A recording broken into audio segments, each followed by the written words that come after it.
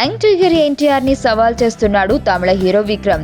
NTR Janatha garage September 2న ప్రపంచవ్యాప్తంగా భారీ ఎత్తున రిలీజ్ అవుతుండగా అదే రోజున విక్రమ్ నటించిన ఇంకొకడు చిత్రాన్ని రిలీజ్ చేయడానికి సన్నాహాలు చేస్తున్నారు.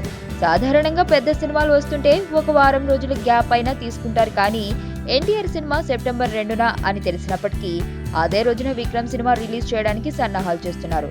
ఒకవేళ రెండు ఒకే రోజున రిలీజ్ అయితే ఓపెనింగ్స్ విషయంలో మాత్రం ఎన్టీఆర్దే పైచేయి అవుతుందని, అలాగే విక్రమ్ నష్టపోవాల్సి ఉంటుంది. ఇక సినిమాను బట్టి రెండో రోజు నుండి మారుతుంది. విక్రమ్ సినిమాపై కూడా అంచనాలున్నాయి. అయితే గత కొంతకాలంగా విక్రమ్ నటించిన చిత్రాలన్నీ వరుసగా పరాజయం పొందుతున్నాయి. మరి ఈ ఇంకొకడు ఎలా ఉంటుందో చూడాలి. నేను ఆనంద్. ఈ భూమన్నా, ఈ భూమి మీద ఏ సృష్టి అన్నా నాకు చాలా ఇష్టం.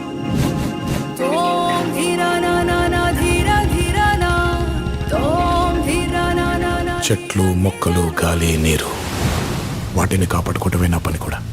It's a joggers park. 213 చెట్లు ముంబైకి చాలా ఆక్సిజన్ సప్లై చేస్తుంది.